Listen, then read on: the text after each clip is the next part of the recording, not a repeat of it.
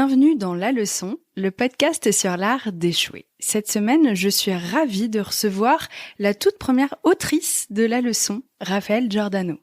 Raphaël a vendu des millions d'exemplaires avec une recette bien pensée, un style très agréable à lire, des personnages attachants et de vrais outils de développement personnel pour se sentir mieux au quotidien à la clé. Dans ma précédente vie, quand j'étais chef de rubrique littérature pour cosmopolitan.fr, je citais très souvent ces ouvrages en référence. Alors aujourd'hui, j'ai un peu le sentiment que la boucle est bouclée. Elle sort en 2021 un nouveau roman, Le bazar du zèbre à pois aux éditions Plomb. Voilà, vous savez tout. Bonjour Raphaël, ça va ? Bonjour Pauline, mais ça va très très bien. Je suis ravie de venir passer ce petit moment avec toi ou vous. Toi, on veut se tutoyer. Hein. Très bien. En plus, on a pris déjà notre petit café. On est à la cool bien. Chez moi. On est lancé. On va revenir en arrière, on va un peu rétro-pédaler dans ton histoire et on va raconter un moment qui a été un vrai tournant, qui a dû, j'imagine, être extrêmement violent et perturbant, le moment où tu as fait un burn-out. Comment est-ce que ton histoire démarre ? Tu es dans une agence de pub à ce moment-là, c'est ça ? En effet, écoute, je suis dans une agence de communication. Ouais. J'ai pris un poste de directrice de création. Okay. Donc au début, vraiment l'emballement avec toute ma fougue, ma passion, mon énergie. Et je ne vois pas un peu venir le piège à ce moment-là un peu comme un traquenard, une mission perdue d'avance. Quoi, je vois pas ça d'entrée de jeu. C'est quoi ? On te donne une charge de travail beaucoup trop importante pour une seule personne. Il y a un peu de tout, c'est-à-dire que c'est une personne qui ne venait pas de la communication, qui avait fait fortune dans la finance et qui, un peu pour jouer et s'amuser, avait acheté 3 studios de création, mais pas encore vraiment plutôt des studios exés, pardon. Et m'a engagée pour transformer ces studios en agence de créa. Donc là déjà c'est très compliqué parce que c'est pas du tout le même propos. Et il avait laissé en place les directeurs de création des trois studios. Okay. Mais en disant voilà, maintenant la nouvelle directrice c'est elle. Donc c'était absolument infernal.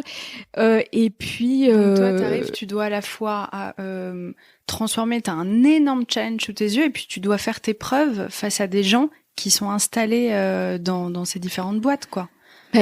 Surtout des gens qui me voient arriver d'un très mauvais œil, qui sont tous dans la peur.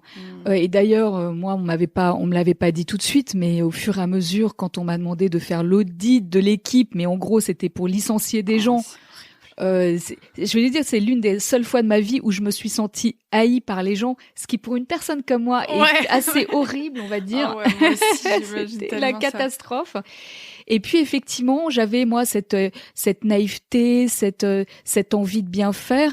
Ouais. Et comme malheureusement je savais un peu tout faire, parce que c'était quand même une pas très grande structure, je me suis aussi étiolée dans cette mission où on me demandait de tout faire comme une femme orchestre, depuis le planning stratégique jusqu'à la production créative, écrire toutes les recos pour les clients. Aller au rendez-vous client, voilà, manager l'équipe, enfin voilà, donc je me suis consumée et puis on veut tellement bien faire, en plus j'imagine, on a tellement envie d'être à la hauteur de la mission qu'on te propose, surtout si en plus au départ c'est quelque chose qui te plaît, qui t'excite, qui te challenge. J'imagine que tu dois être là en mode il faut que j'y arrive, quoi. Oui, mais à ce moment-là, comme je ne savais rien, c'est très important de continuer à prendre soin de soi, à être attentif aux signaux que le corps vous envoie. Ou c'est là où au début de sa vie, peut-être on ne fait pas confiance à son intuition, à son 6e sens, et du coup, voilà, moi je me suis mis des œillères. C'est un peu pas être dans l'ego, mais l'ego satisfait d'être directrice de création. Hein, du coup, je vois pas que cette mission, c'est, je cours un peu, elle est en train de m'abîmer, ouais, voilà. C'est ça. Hein. Ça a été quoi les premiers signes, toi, dans ton histoire, des signes corporels ou alors psychologiques? Ça a été quoi les premiers petits signaux d'alarme et signaux faibles que t'as ignorés? Tu te souviens? De tout. Si, je me souviens très très bien.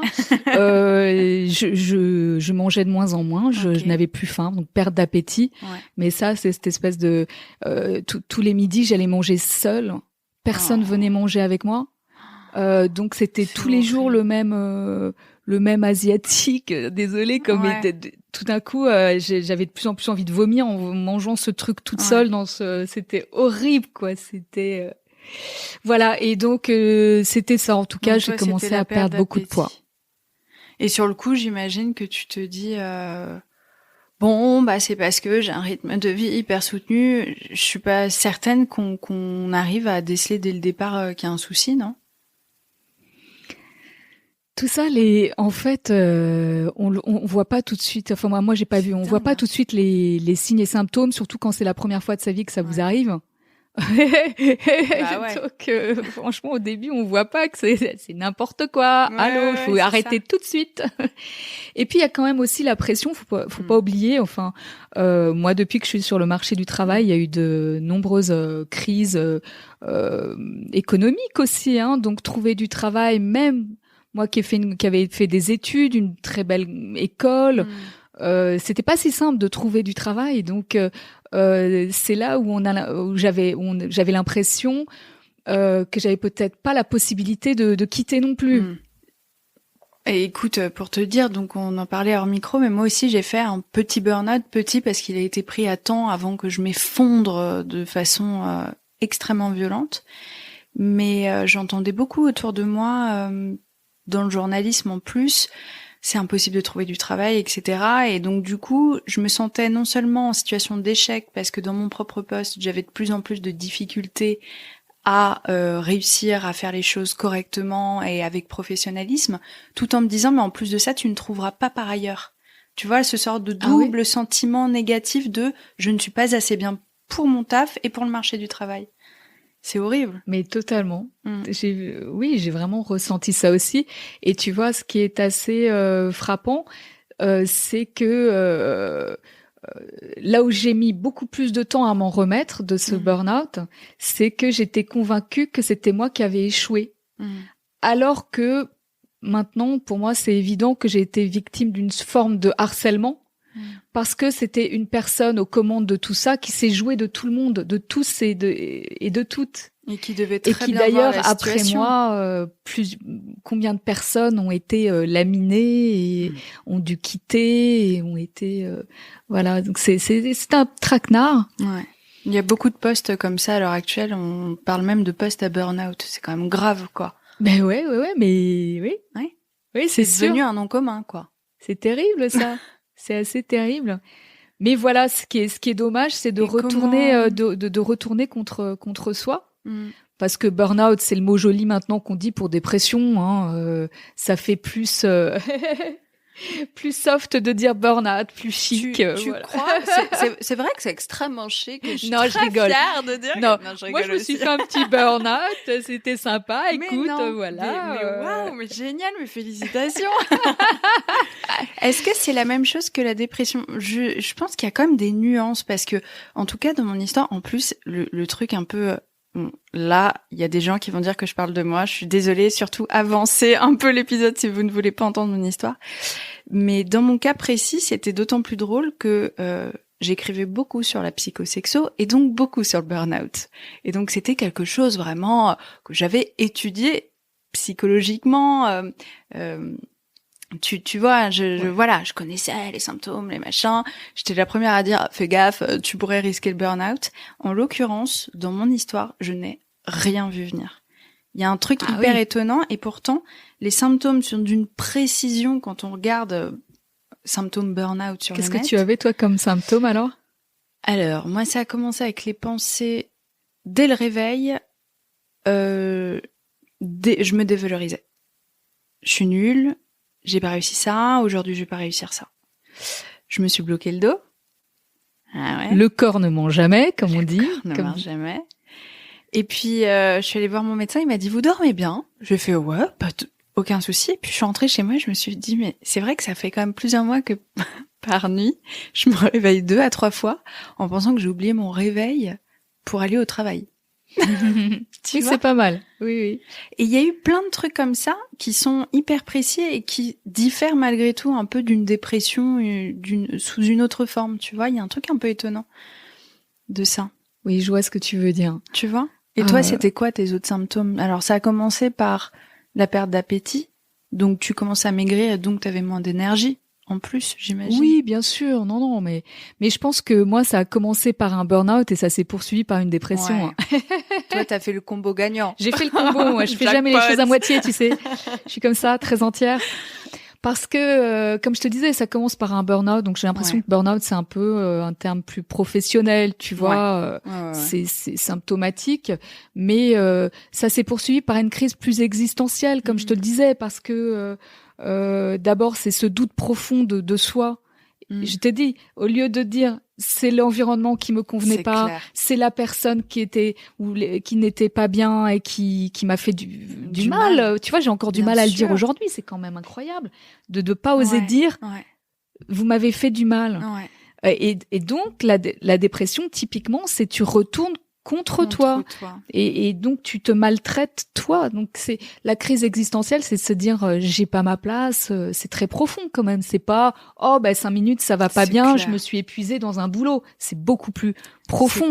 C'est carrément est-ce que j'ai cette place, ma place sur terre? Est-ce que j'ai ma place? C'est ça. Qu'est-ce que j'ai je suis une inadaptée au système. Personne voudra de moi. J'apporte quoi à la Et société. puis même, c'est très profond. Je veux dire, c'est si tu perds un peu foi en l'humanité, parce que ce que t'as vu, c'est un peu comme dans le 5e élément. Tu vois, la Lilou, je veux dire, quand elle voit toutes les horreurs sur Terre, elle veut même plus, elle veut même plus essayer. Très bonne Donc, référence. quand on est très entier et qu'on a au départ une grande foi en l'humanité. C'est des grands mots, mais quand même, quand l'humain t'a déçu, tu vois. Moi, je me faisais une très haute idée, des équipes, ensemble, on va faire des choses, et ça avait ruiné un peu mes idéaux, en fait. Du coup, je trouvais tout moche, quoi. C'est très dur, quoi. Et t'avais des difficultés, j'imagine aussi, à prendre du recul sur tout ce que tu voyais, et donc tu devais être à fond dedans, mode je retrouverai jamais. Oui, pendant un certain nombre de semaines, parce que ça a dû durer quelque chose comme bien plus de 3 mois en fait, à tourner vraiment en rond. C'est épuisant. C'est vraiment harassant et être là avec toutes ces questions dans ma tête et puis être dans une perte de confiance totale et être du coup tétanisée par mes peurs, c'était clair que c'était comme une bourrique. C'était plus jamais je retournerai en entreprise. Ah ouais, mais qu'est-ce que tu vas faire alors? Je sais pas. Voilà. Donc là, ça a de quoi. C'est tellement vertigineux en fait, comme questionnement. J'ai dit non. Comme quand on est tombé de cheval, jamais je remonterai. C'est fini. Mais waouh, qu'est-ce que tu vas faire? Donc là, c'est une vraie impasse. Il y a un mur au bout du chemin. Et je voyais pas. Donc ça, c'est très terriblement angoissant. Donc c'est quoi une dépression? C'est vous avez des bouffées d'angoisse. Vous savez même pas où est-ce que vous voulez aller. Oui, toi, ça a provoqué ça hein. Chez toi. Il y a clairement une dépression. Bien sûr. Je vais te dire quand même au tout début, il y a même eu un moment parce que quand on est très jeune comme ça, on ne sait pas, on sait pas ce peut-être c'est trop long. Pardon. Ah non, pas du tout. Je regarde juste pour vérifier que le son est bon. Et alors le son est très bon. Et même à des gens qui savent pas ce que c'est qu'une crise d'angoisse. Moi, ça m'est arrivé en fait. Comme j'arrivais pas à exprimer, tu sais. J'ai commencé à dîner, à essayer de dîner, tu vois.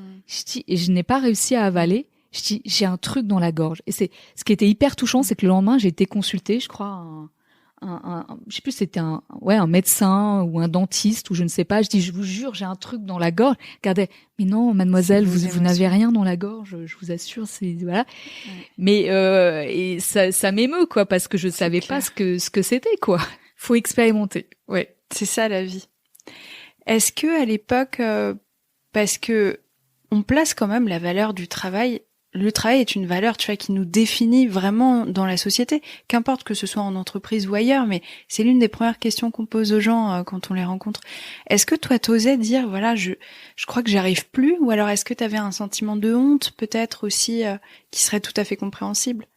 Ouais, tu sais, vu dans quel état j'étais, c'est vrai que je n'ai pas vu grand monde dans cette période, voire personne. Ouais, je comprends. Non, j'aurais pas pu voir des gens. Mais écoute, par la suite, pour essayer d'avancer, c'était compliqué parce que j'ai commencé, par exemple, par faire des tout petits boulots. Ok. À mi-temps pour assurer un espèce de fixe de survie, tu vois, mais qui était une fuite. Et une dévalorisation criante de ma personne, qu'on va dire. Enfin, non pas, parce qu'il n'y a pas de métier comme ça, mais... Bien sûr. Par rapport à ton un peu la punition, ouais. Mais c'est surtout que je ne me voyais pas repartir dans un poste à la hauteur de mes compétences, puisque de toute façon, j'étais complètement effritée, comme des petites miettes de moi, et que de toute façon, je me sentais pas capable de réaffronter un poste soi-disant à ces niveaux de compétences. Donc j'ai pris des boulots de téléprospectrice, voilà, où tu répètes toute la journée la même chose, enfin une petite planque. Et j'essayais les après-midi de créer des formations, tu vois, parce que quand même j'étais spécialiste en créativité néanmoins, donc je voulais démarcher les agences pour leur proposer des formations. Qu'est-ce que c'est qu'un brief créa, parce que j'avais quand même repéré que c'était quand même pas toujours au top. Il y avait un besoin. Il y avait un besoin, et voilà. Mais c'était la seule chose, donc c'était petit pas par petit pas. Qu'est-ce que je pouvais faire, t'as regagné ta confiance en toi comme ça, j'imagine aussi, non? En y allant par étapes et en te prouvant un peu chaque jour que ça j'ai réussi à le faire aujourd'hui, etc., etc. Ouais, mais c'était tellement tout petit les pas au départ, mais oui. Mais disons, je voulais retrouver déjà une paix et plus me sentir coincée dans une situation terrible. Et tant pis si c'était dans des postes comme ça, des petites missions. Et petit à petit, comment est-ce que tu as réussi à sortir la tête de l'eau? Le temps? Alors, il a fallu beaucoup de temps. C'est vrai que c'est comme des arêtes dans la gorge. Il y a certaines sensations qui sont restées très longtemps. Ah ouais. Comme je veux dire cette perte de poids vraiment très très importante, cette peur quand on a plus faim, quand on se laisse un peu mourir quand même, quoi, c'est effrayant, quoi. Ouais, c'est la vie. Physiquement, ça laisse quand même des sensations très effrayantes. Ouais.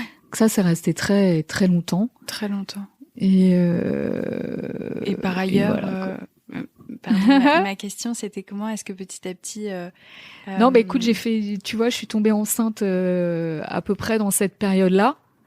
T'avais besoin de créer. C'est ça, une belle création. Ouais. Redonner de la vie à la vie.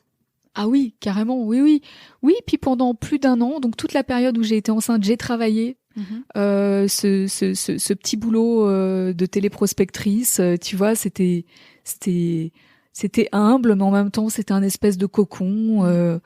Je me souviens de cette personne qui travaillait en face de moi, qui était plus âgée que moi, mais qui était super gentille malgré tout. Donc peut-être que tu déjeunais plus seule tous les midis aussi, non? C'est marrant comme ça peut changer.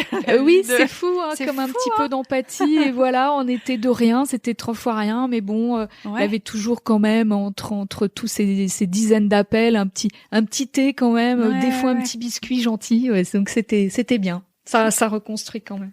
Tu t'es reconstruit, t'as j'imagine soufflé et t'as lâché prise sur la pression que tu te mettais à réussir à avoir un super poste et... Ah bah oui, parce que au départ c'est bon, en psycho on parle de persona, mais oui, c'est de l'ego quand même. Tes parents, pour mon père surtout, madame la directrice, voilà, je sentais que ça lui faisait tellement plaisir que j'ai un poste comme ça, mais bon. Je comprends tellement.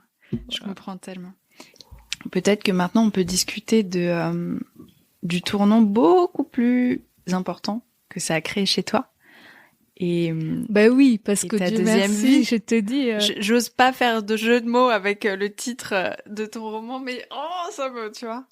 Non, mais tu vois, c'est ce que je te disais quand je suis arrivée tout à l'heure, c'est quand c'est extraordinaire quand un échec est la chance de ta vie. Mais de ouf. Je t'assure. Ouais. Donc tu vois, aujourd'hui, j'ai aucun regret.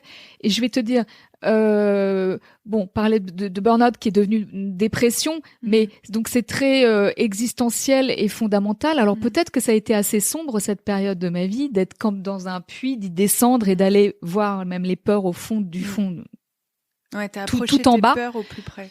Mais tu vois, quand on dépasse ça en même temps, une fois qu'on a été voir, tu vois, une fois pour toutes. Ouais.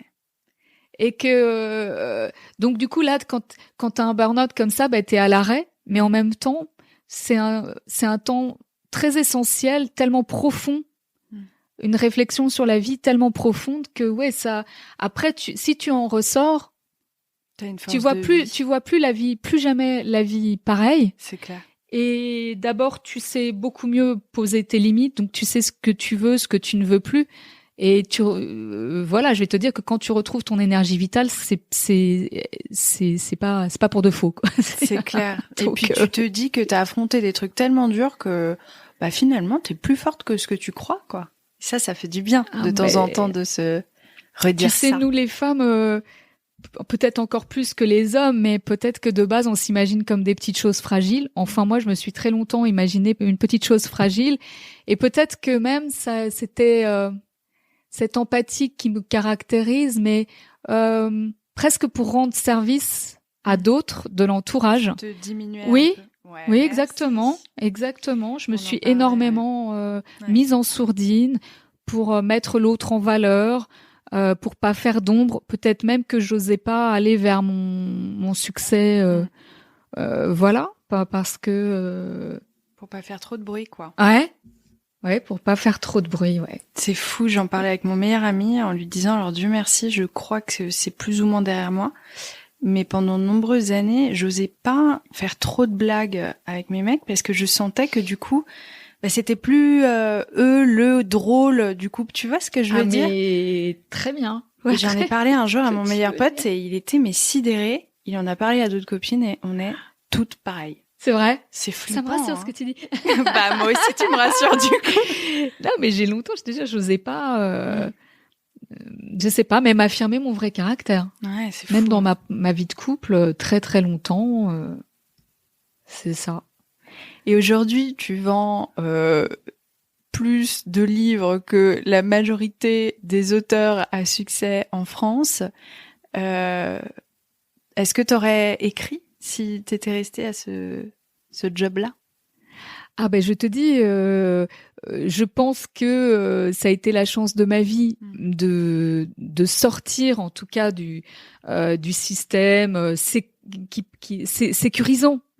Le CDI, parce on doit tous faire face à cette chose. Bon ben voilà, comment je gagne ma vie, bien sûr, comment je paie mon loyer, on a besoin de cette sécurité fondamentale. Bon, on refait pas la pyramide de Maslow, mais enfin c'est tout à fait normal en même temps.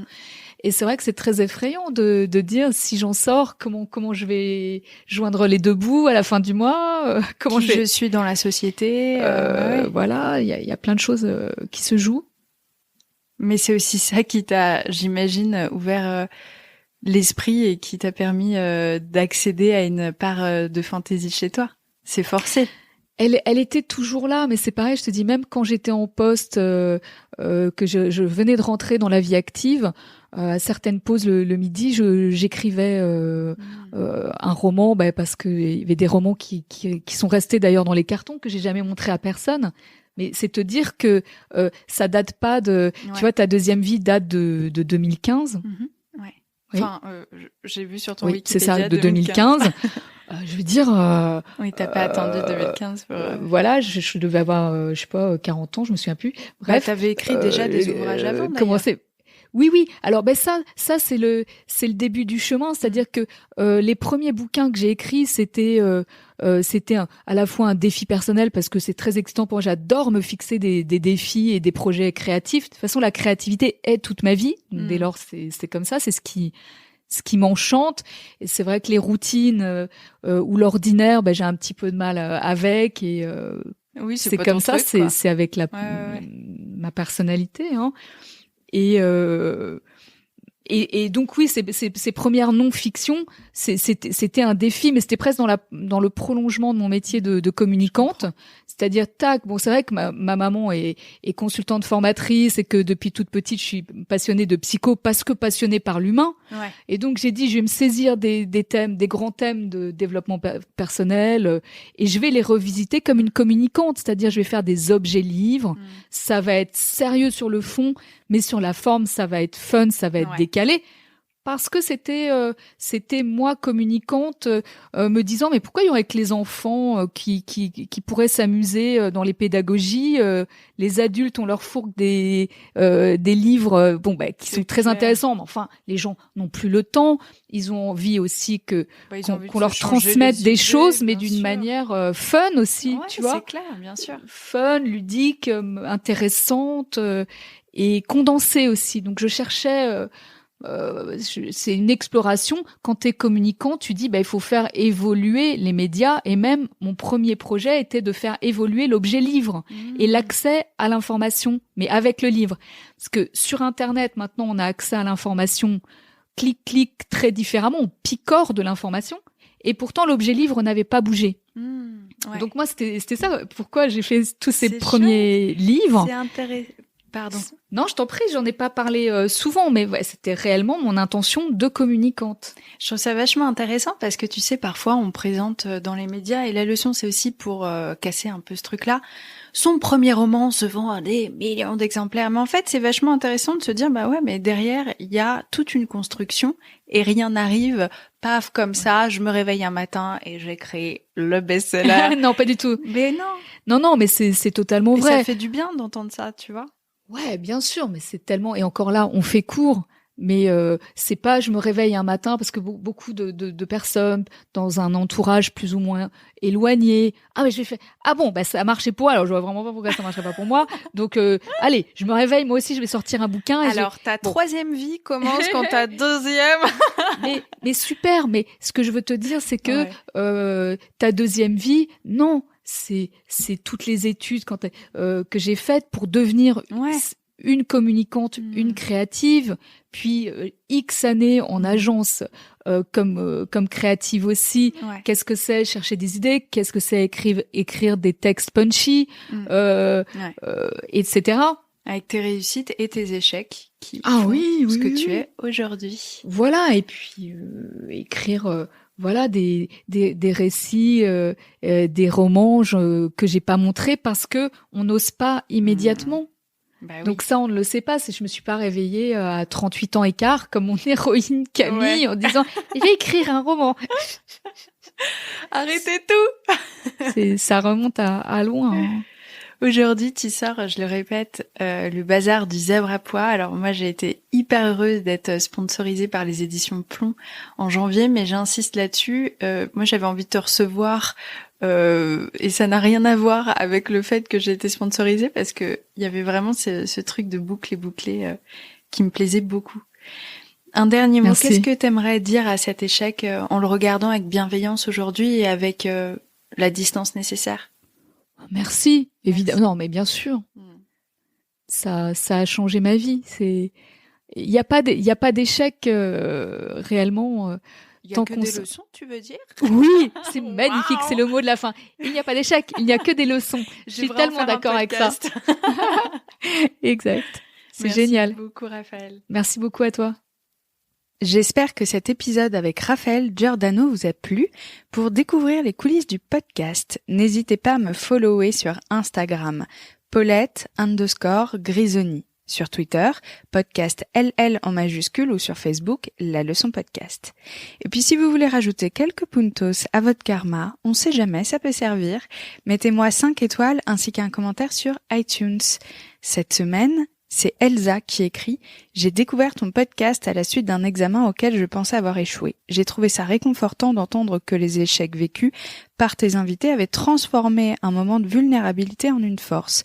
Merci Pauline, PS, les critiques négatives à ton égard sont dures, tu es pétillante, spontanée et généreuse. » Oh, c'est adorable, ça me fait trop plaisir, merci beaucoup à toi. Et merci à vous, j'espère que cet épisode vous a plu, qu'il vous a interpellé. N'hésitez pas à le partager et on se dit à très vite pour un nouvel épisode.